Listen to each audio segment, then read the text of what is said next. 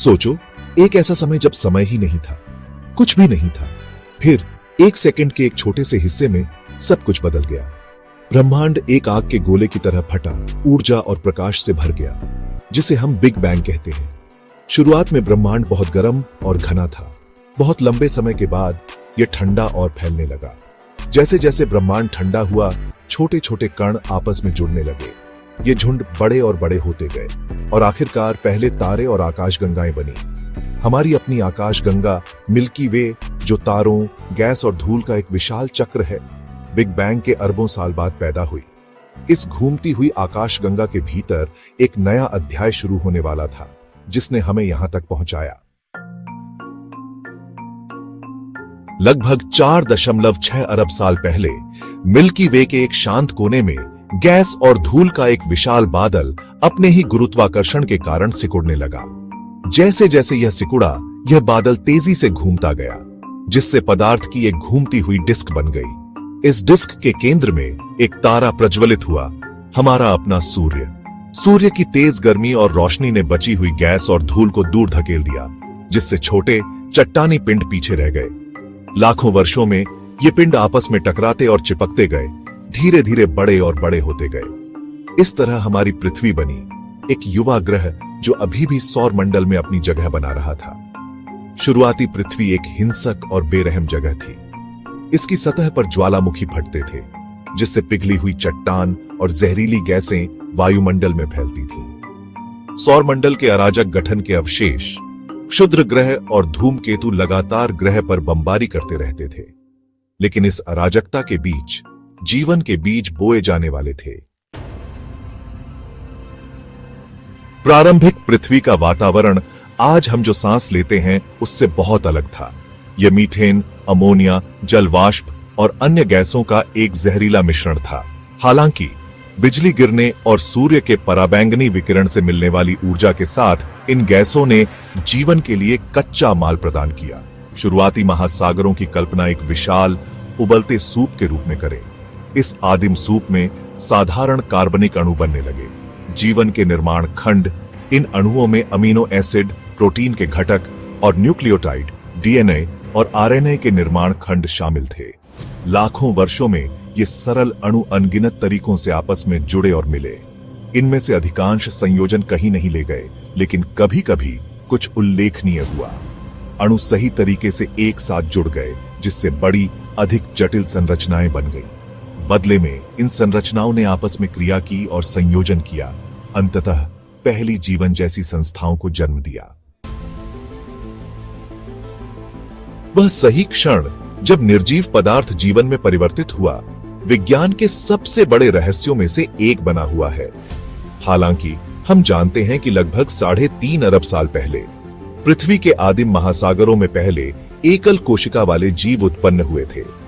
ये जीव अविश्वसनीय रूप से सरल थे, लेकिन उनमें खुद को दोहराने की उल्लेखनीय क्षमता थी।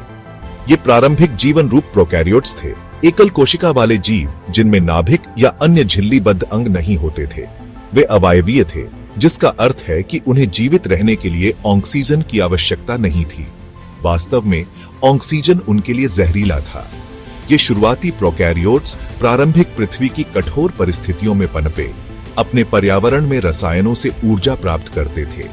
ये पहले जीव सरल रहे होंगे, लेकिन वे अग्रणी थे। वे हमारे ग्रह पर रहने वाले पहले जीवन रूप थे और उन्होंने जीवन की अविश्वसनीय विविधता का मार्ग प्रशस्त किया जो आगे आने वाला था।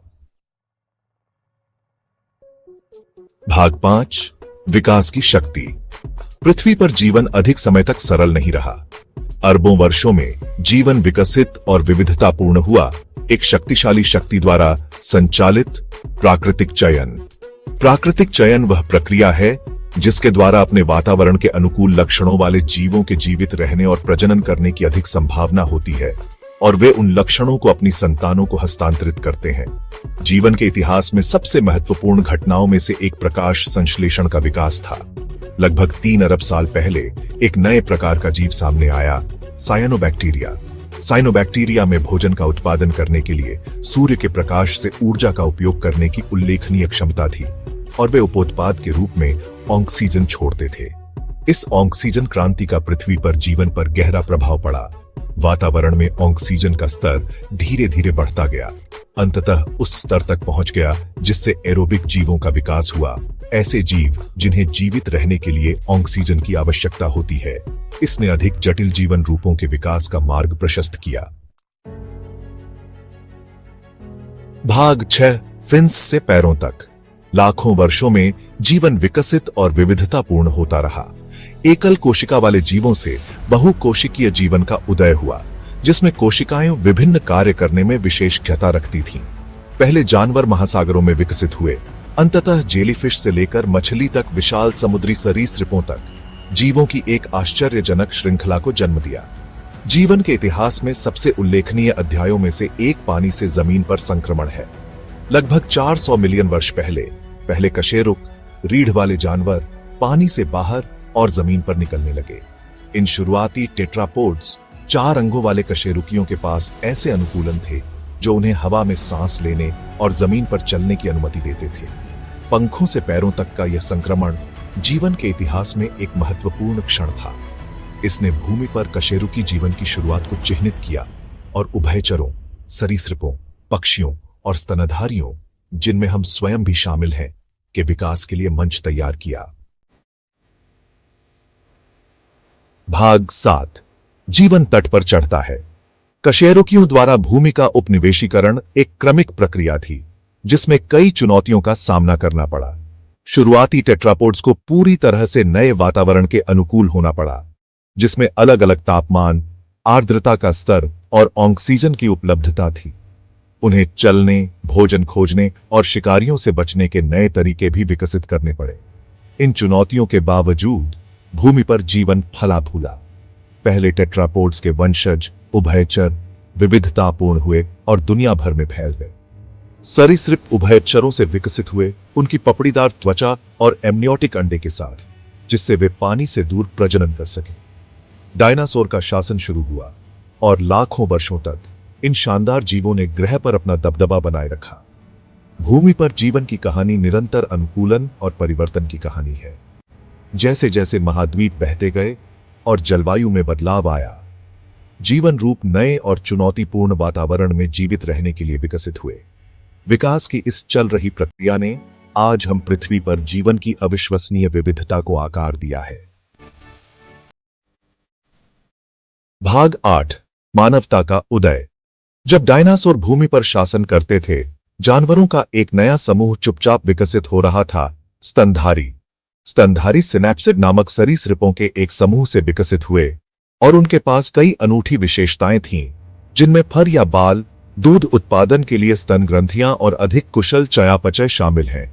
लगभग 66 मिलियन वर्ष पहले डायनासोरों के विलुप्त होने के बाद स्तनधारियों में तेजी से विविधता आई, डायनासोर द्वारा खाली छोड़े गए पारिस्थितिक स्थानों को भरते हुए। इन स्तनधारियों में प्राइमेट थे, एक समूह जो अपने लोभी हाथों, आगे की ओर देखने वाली आंखों और अपेक्षाकृत बड़े दिमाग की विशेषता रखता था। प्राइमेट्स के एक वंश से ही हमारी अपनी प्रजाति होमो सेपियंस लगभग 3 लाख साल पहले अफ्रीका में विकसित हुई थी। शुरुआती मानव बुद्धिमान और अनुकूलनीय थे और वे भाषा, संस्कृति और प्रौद्योगिकी का विकास करते हुए दुनिया भर में तेजी से फैल गए। भाग 9, हमारी निरंतर यात्रा। पहले एकल कोशिका वाले जीवों से लेकर होमो सेपियंस के उद्भव तक पृथ्वी पर जीवन की कहानी विस्मयकारी आश्चर्य और जटिलता की कहानी है। प्राकृतिक चयन की ताकतों से प्रेरित होकर जीवन अरबों वर्षों में विकसित और विविधतापूर्ण हुआ है, अनगिनत चुनौतियों पर काबू पाया है और हमारे ग्रह के हर कोने को भर दिया है। जैसे जैसे हम भविष्य की ओर देखते हैं, हम इस भव्य विकासवादी प्रयोग के गवाह और भागीदार दोनों के रूप में खड़े हैं। हम 3.5 अरब साल के जीवन के इतिहास के उत्तराधिकारी हैं और हमारे कार्य आने वाली पीढ़ियों के लिए विकास के पाठ्यक्रम को आकार देंगे। इस भव्य कथा में अपने स्थान को समझना आवश्यक है। हम लाखों लोगों में से केवल एक प्रजाति हैं और हमारा भाग्य हमारे ग्रह और उसके सभी निवासियों के स्वास्थ्य और कल्याण के साथ अटूट रूप से जुड़ा हुआ है। जैसे जैसे हम ब्रह्मांड का पता लगाना जारी रखते हैं और जीवन के रहस्यों को उजागर करते हैं, आइए हम ऐसा आश्चर्य, जिम्मेदारी और पृथ्वी पर जीवन की अनमोल विरासत को संरक्षित करने की प्रतिबद्धता के